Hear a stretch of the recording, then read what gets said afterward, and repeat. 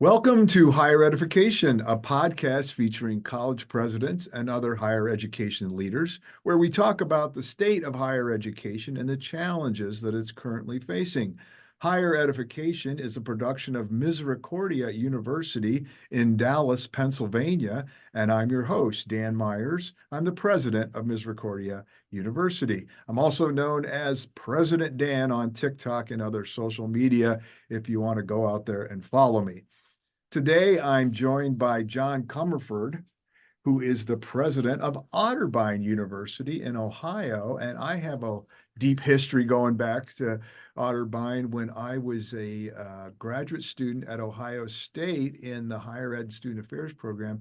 We had some of us worked at the other colleges around while we were in the program. I was at Ohio Dominican, and some people were at Capital, and we had a couple of our friends worked at Otterbein too. So have a connection back to your space there, John. Welcome to the podcast. Really looking forward to talking to you today. Well, especially Dan, now that I know you're in your heart a Columbus, Ohio person is what I just heard. Yes. We have a lot in common. This is great. Yeah. So tell me, John, about your background and how did you come to be a president? How did you come to end up at Otterbein?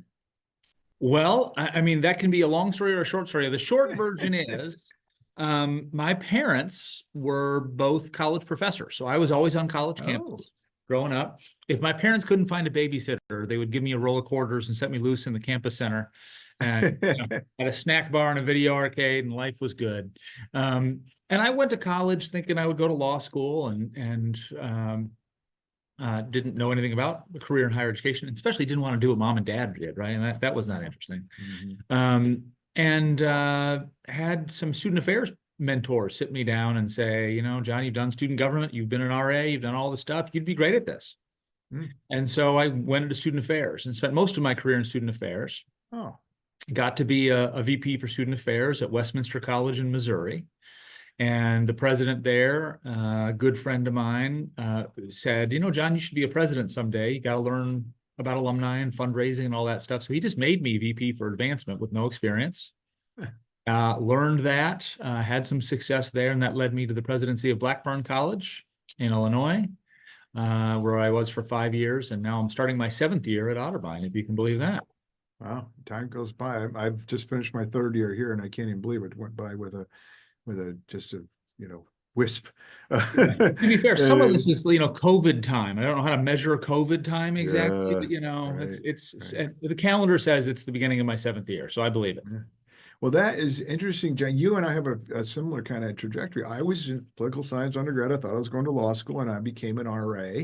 And I realized from doing that you could have a career working in student affairs. And so I got a degree in student affairs, and I worked at Ohio State in student affairs for a while before I went back for my PhD. So we have a common kind of history there. And that may explain part of our orientation toward our topic today. And I've been looking forward to recording this episode because today we're going to talk about campus protest. And you have come out with a number of posts, a series of posts on LinkedIn talking about campus protest. And now that I know you've got that student affairs background, I'm starting to understand a little bit more about your perspective on campus protest. Maybe you want to start by just saying a few words about how you look at protests on campus and why you're sort of more positive or less negative, I guess, at least on campus protests than some of what we've heard in the press. Yeah, well, and Dan, knowing we're both recovering student affairs professionals, this will make sense. I mean, I do think it comes directly from my student affairs background that I tend to view student behavior as educational opportunities. And I think what we've seen on some campuses is much more sort of a command and control. We have rules and they must be followed because they're rules kind of thing. And I get that. But I always view it as an educator. What is it that the students need to learn from this situation? How are we creating future leaders for our society that know how to create positive change? And if you start from that mindset, as opposed to the adversarial or rule-based or whatever kind of approach, that also, I think, gives me not special powers, but I think most student affairs people have some sort of special ability to relate to students. I'm very comfortable talking to students, and especially as you would know at your university, on a smaller campus, you tend to know the students. And so if we had something on campus like that, I think we would know the students, we would be able to approach students, we'd be able to have good dialogue. It wouldn't be adversarial, and it would be about how do we help these students achieve the educational goals we're looking for. I think that's absolutely right, John. And I often think that, being a student protester or active in politics in some way, I mean, that's part of figuring out, first of all, who they are, and we did it too when we were students, right? We're figuring out who we are as political beings and learning how to, by doing some things well and making mistakes too, how to be in a political space and how to develop a voice for ourselves about things we cared about. That's right. And that's a part of the outcome. And when I say positive agents of change, that's part of the effective leadership we're trying to teach. And frankly, some of the protest behaviors I saw on these campuses didn't strike me as being a positive agent of change. If your goal is to yell people down and yell insults and just garner attention for your cause and make it adversarial and make it divisive, you're not advancing your cause. You're only getting the gratification, I guess, internally of getting on your soapbox and making other people mad. That's not how you get change done most of the time. And so if you have a core belief that you truly are passionate about, I think that's great. How do you express that in a way that's likely to achieve your outcome is something where in a calm environment, you could help students find ways to do that more effectively. Mm-hmm. I mean, it's a difficult challenge right now, I think in particular, because other folks who in some ways are being critical of these student protests, I mean, they're kind of doing the same thing that you just described, right? There's a lot of, bomb throwing going on. I mean that verbally, that's not intended to engage or come to a solution, right? And that's the modeling that is being provided to student activists, Well, this is unfortunately, and I'm even use student development theory, Dan. Get excited. We're going to do student development theory, right? This is dualism.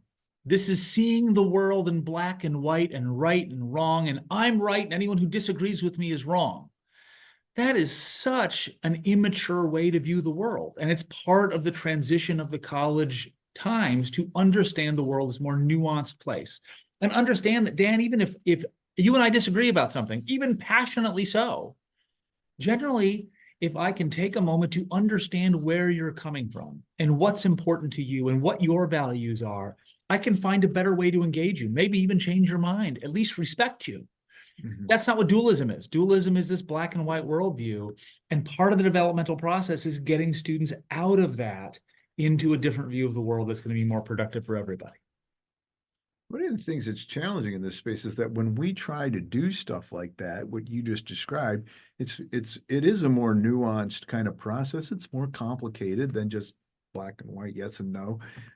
We get criticized for doing that, right? I mean, and so we really are in a tough spot. Have you had encounters with people who want you to be more heavy-handed or dualistic?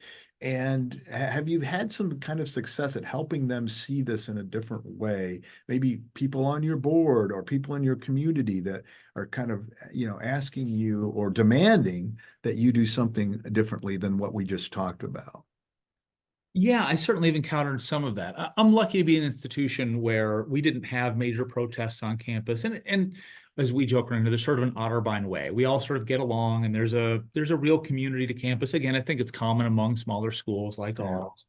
And so we didn't have a lot of that sort of demand activity and things like that. I think I did get, not just from, the 18 to 22-year-olds, but I got a few alums who had this dualistic, you need to come out with a statement in favor of Israel or in favor of Hamas or whatever it was. And I didn't make any statements about that. I think institutional neutrality is the place to be.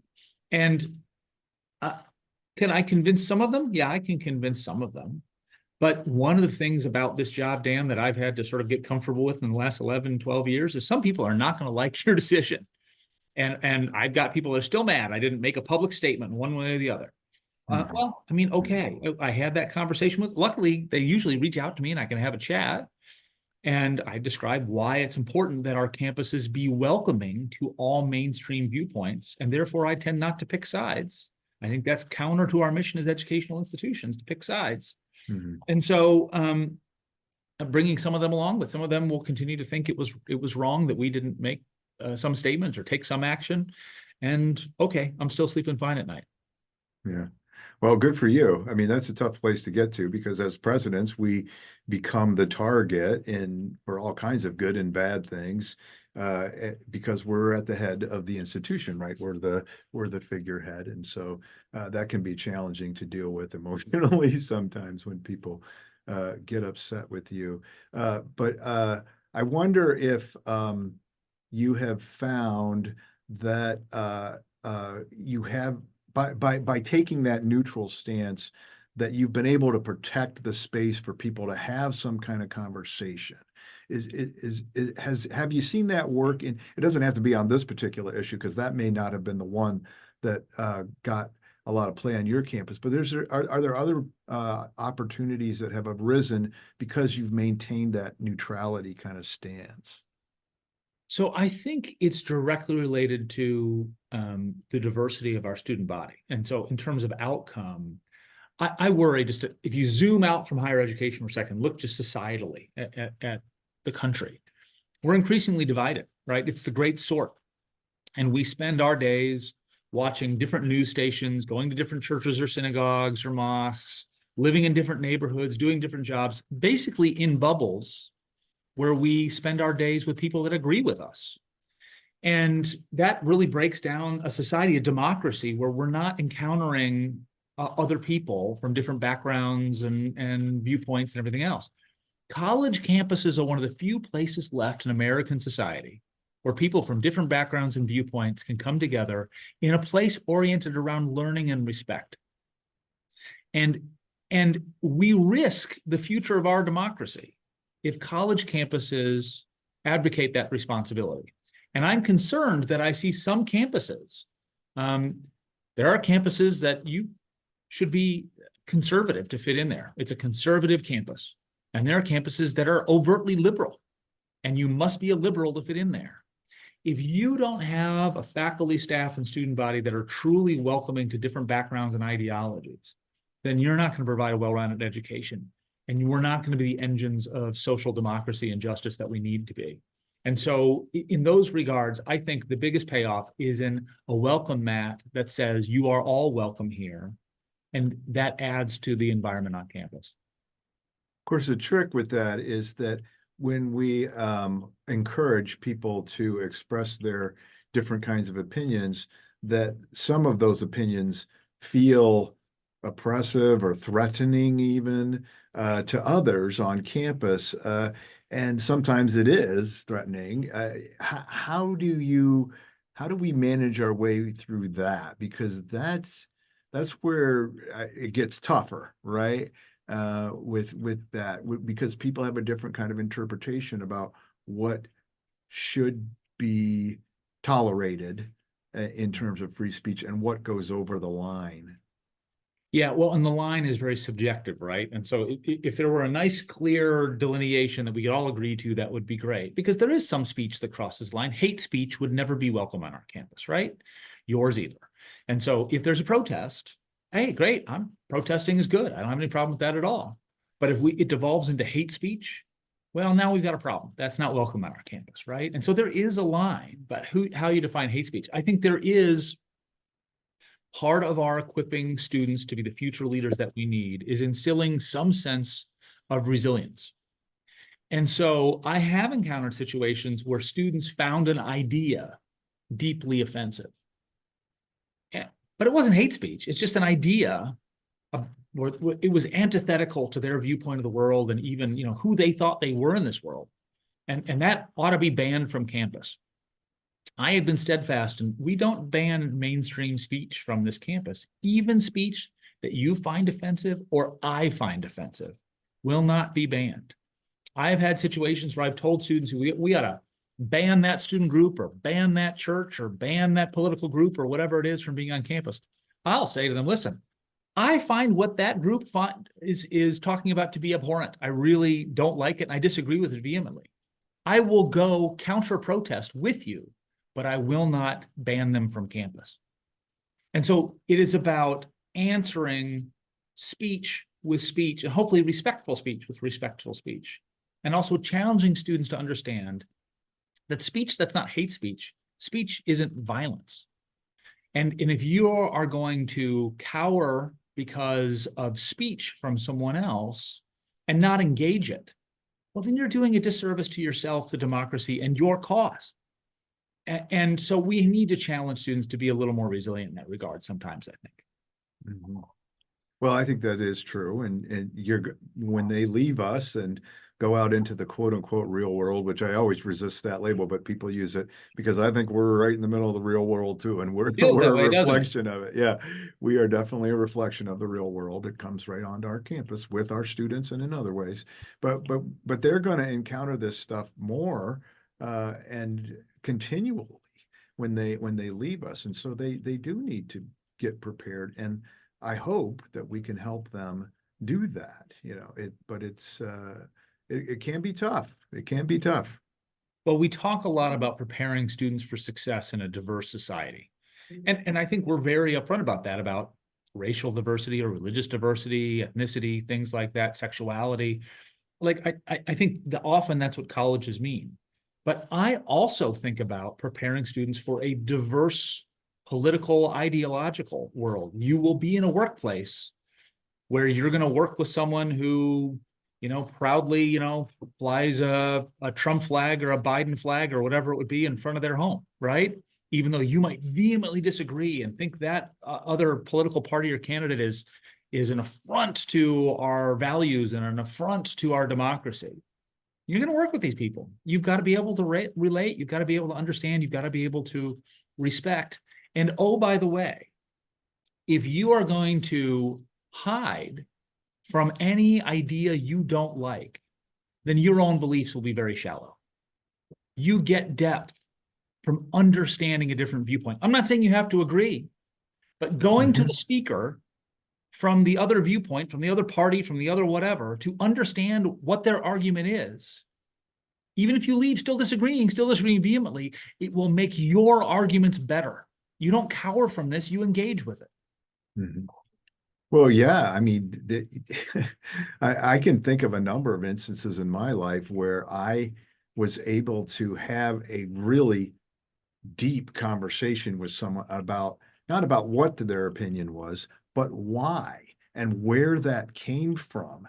And that really gives you some different kind of insight into other people's lives and why people end up thinking the way they do about different things. And that is powerful. I mean, you can have I do right now have some very powerful friendships with people who I disagree with very strongly on some very key issues, but have been able to engage them in a way that allows me to understand why. And I think that each of us has made some movement, at least in understanding, toward each other and been able to maintain a friendship that is a powerful connection with someone who is very different from me in certain kinds of ways.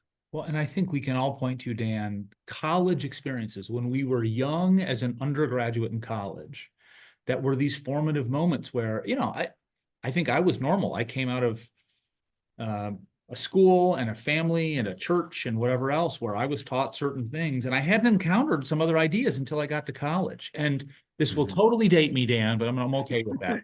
When I was in college, the O.J. Simpson verdict came out. It was a divisive moment in America. There was a very racialized reaction to how you felt about that verdict, him being found not guilty. And literally, I stood in the student union watching the verdict on a live stream as half the people celebrated and half the people looked pretty dejected, and then walked directly into a political science class where we debated the merits of the American jury system. And it was one of the more intense conversations we had, but it was an environment where that professor knew enough to grab that moment and make it a learning moment, We're all paying attention. We're all passionate at this moment. This is the place where this comes from. And it's the out of classroom stuff. It's the late night conversations in the residence halls with someone, from a different religion or different country where you're like, you actually form a friendship and you actually ask the questions that you've always wanted to ask. You can understand. This happens with young people on college campuses in a way that I struggle to find in the rest of our society. Yeah. Well, I had that similar experience with the Rodney King verdict and the riot that occurred in LA after that. And I was a residence hall director at the time, and I had an incredibly diverse staff that year. And when that happened, it was a challenging moment, but we were able to get together and really talk about what it meant and what role that rioting has in our society and things like that. It was a very, very powerful moment. And I think for those students, even more than for me, it was for me too, but for them, it's formative. It just really puts you in a place where you not only grapple with something really important, but to our bigger point here, you learn how to grapple with something like that that's really difficult. You do, and this is my bias, but Dan, I'm going to bet you agree with me that those powerful moments tend to happen more often on smaller college campuses. Mhm. And I'm not, diminishing in Ohio State or some of these other very, very large institutions. They do great work in a lot of respects, but it is easier at a place with 40,000 students to find your people and only ever have a social group with your people, right? As opposed to, I know at Otterbein, it is unavoidable that you're going to have the same people in your classes, in your residence halls, in your student club, on your sports team, and you will form relationships and friendships across difference just Mhm. because of size, just because you will have repeated interactions with folks in a way that creates real relationships and real learning opportunities. That's just harder on larger campuses. So I think it's especially happening on campuses like ours.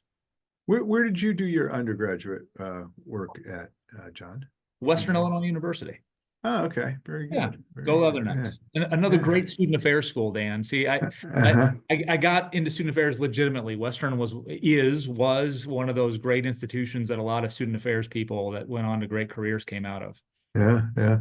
Well, yeah, I value my student affairs experience so much, and it has been such a benefit to me as a president, certainly, absolutely. But even as a faculty member, the fact that I had that experience allowed me to connect with students and to connect across that. Sometimes we experience it as a chasm between the academic side of the university and the student life side. I was able to make that connection because I had that experience. I really valued it in so many ways. Sometimes I wish I'd never stopped doing it. Well, I mean, I gotta say, being dean of students was maybe the favorite job. I love my job and all, but being dean of students at a small liberal arts college was a great job. It was really fantastic. As I joke, I was Dean Wormer from Animal House. I put everyone on double secret probation and stuff. It was, but it does make in the presidency, having been around presidents that came out of student affairs and the most that did not, I think student affairs folks eventually get sort of unflappable. Like you get enough 3 a.m. phone calls about whatever craziness has gone down, and you're one of the first to respond to that. And whatever crisis it is, you have this sort of Zen centering about, okay, well, we can respond to this. It's going to be okay. We're going to work our plan and we're going to make this happen. And so I do think it's great background, especially for situations that have the capacity to spin out of control, like some of these protests on these other campuses might have. Yeah, that's right. And that you're going to live to see another day and see another crisis too. But because you've been through enough of them and you've had enough of those 3 a.m. calls, as you said. I think the only reason I really stopped being a hall director was just I couldn't take another fire alarm in the middle of the night. And it was always burnt popcorn, Dan. I don't know what it is about making microwave popcorn in the middle of the night that it must get burned and it must dump the building in the fire alarm every single time. Yeah. Those are great memories in retrospect. I don't Right. want to do it again. But I love that work because you're so embedded with students in their lives across the whole spectrum of their days and the different things that they're doing. It's a really powerful experience for me, and I learned a lot. You were mentioning student development theory. I mean, I still think about that stuff every single day when we're dealing with students, student leaders, and the things that they do and they want to do. I go right back to like thinking about where this person is in this trajectory of development and how can I help them to the next stage. It's good stuff.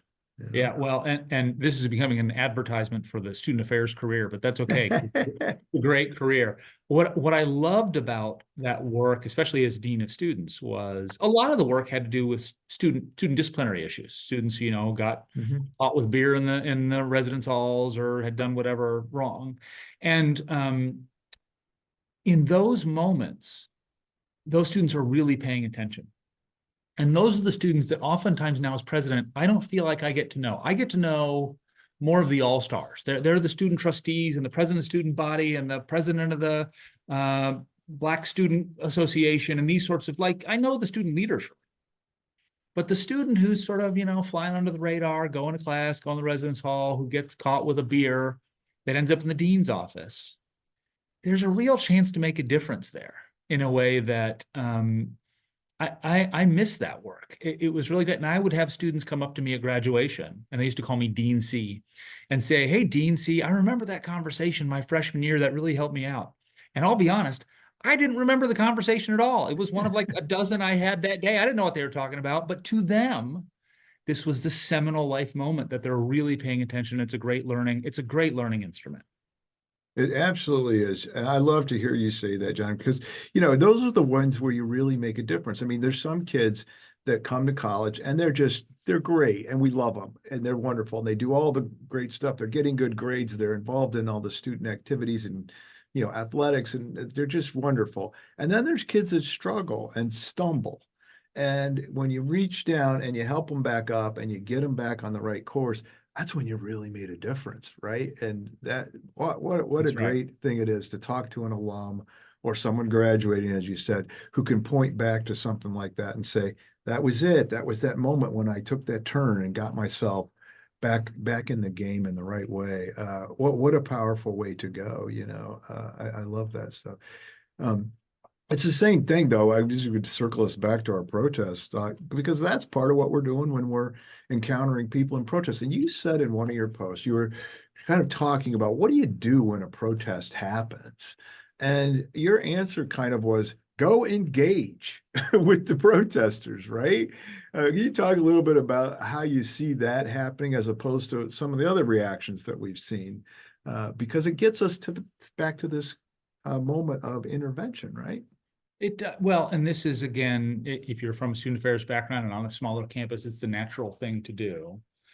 We had some, at this point, 4 or 5 years ago, we had a sit-in protest about a church that was renting space on campus, and a church that didn't do gay marriage and gay ordination and some of these sorts of things. And so we had a number of students that said this church doesn't belong. And as you have already heard me say, I'm not in favor of banning speech from campus. I mean, this church probably wasn't the kind of church that I would have attended, but also was not a church that would have been far out of the mainstream of what churches are. And so I had a group of maybe 50 students set up in our boardroom, and I sat with them for probably 3 hours. And at times it was really engaging, and you could tell we were learning from one another. And at times there was anger and the people needed to call me names, but it was important to be there. Because I will say, I think most of those students left that room having maybe learned something of a different perspective about how to weigh out these decisions. And so it's never wrong to engage with the students.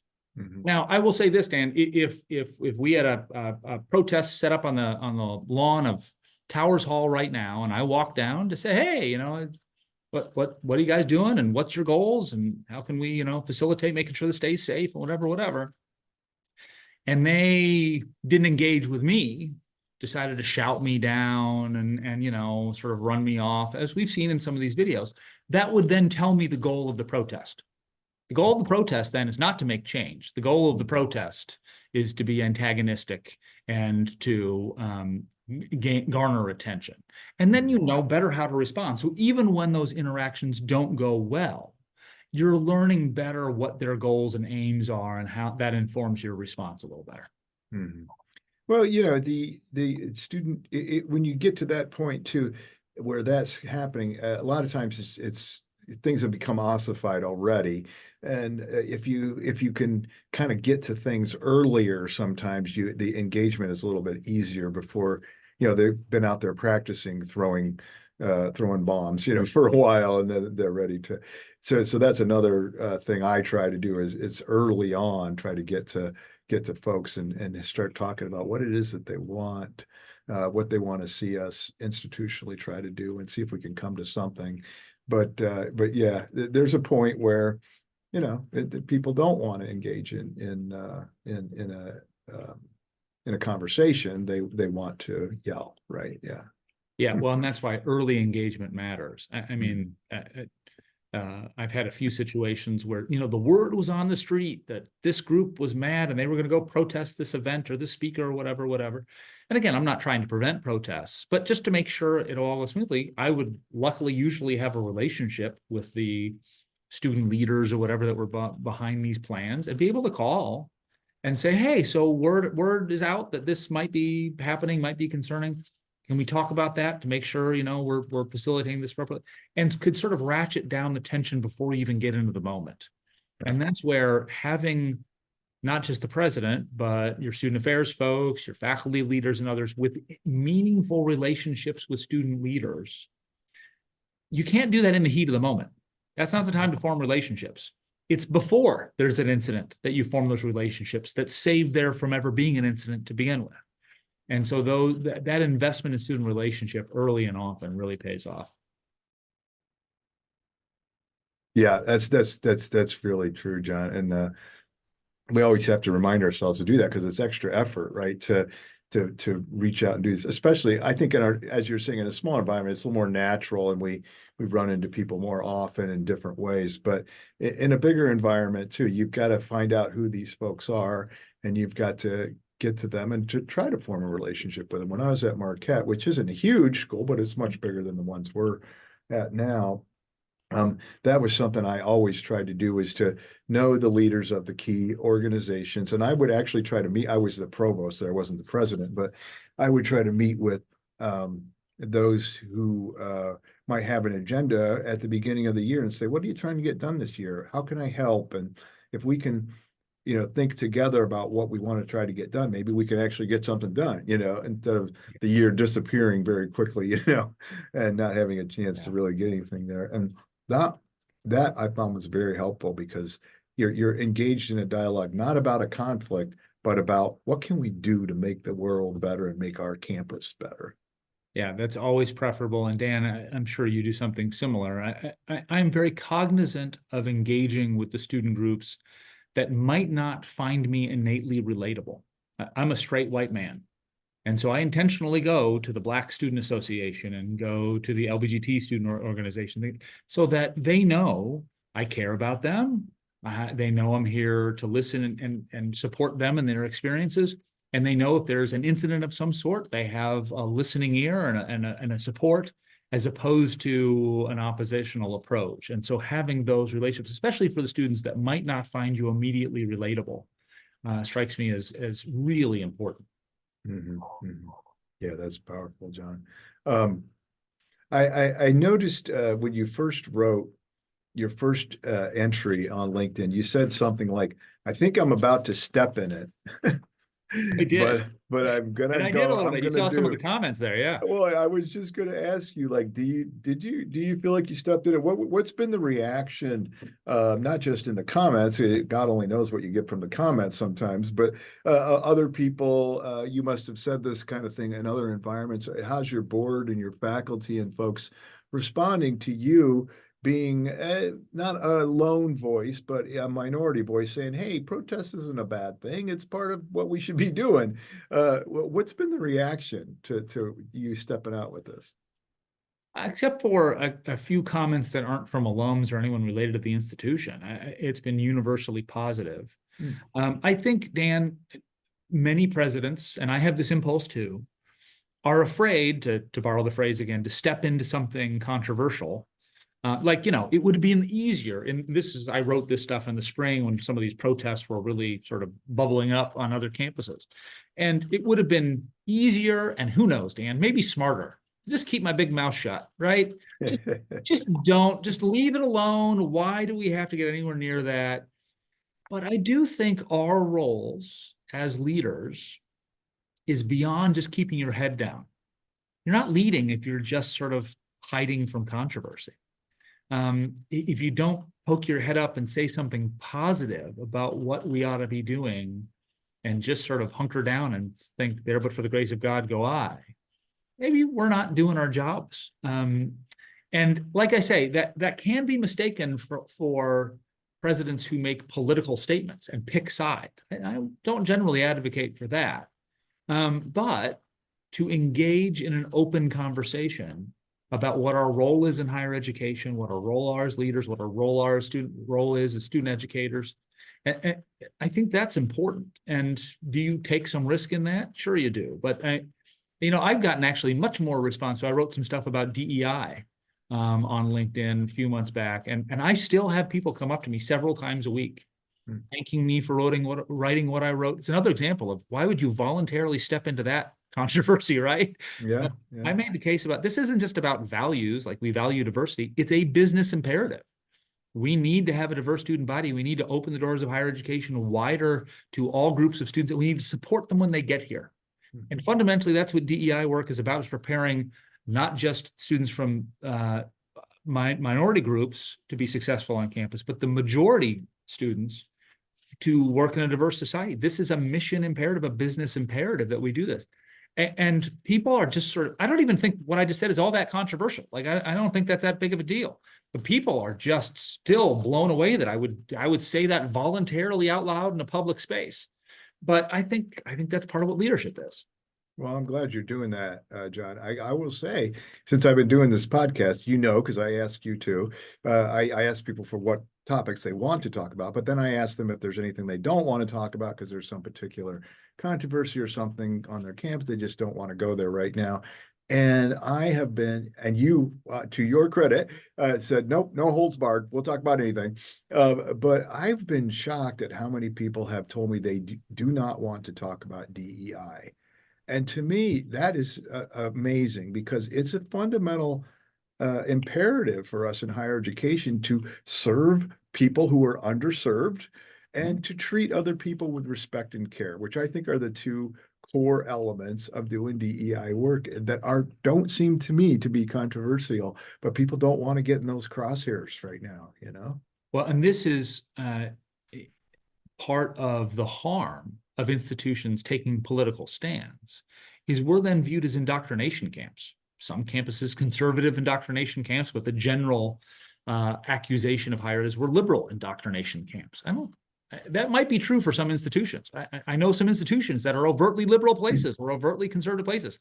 I don't think they're doing their job as educators.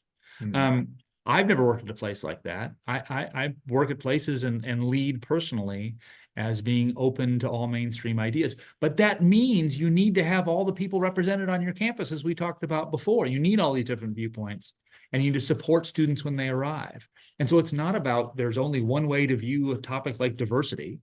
It's about making sure we have an environment that's supportive of exploring those ideas and supportive of bringing in and supporting the underrepresented student populations.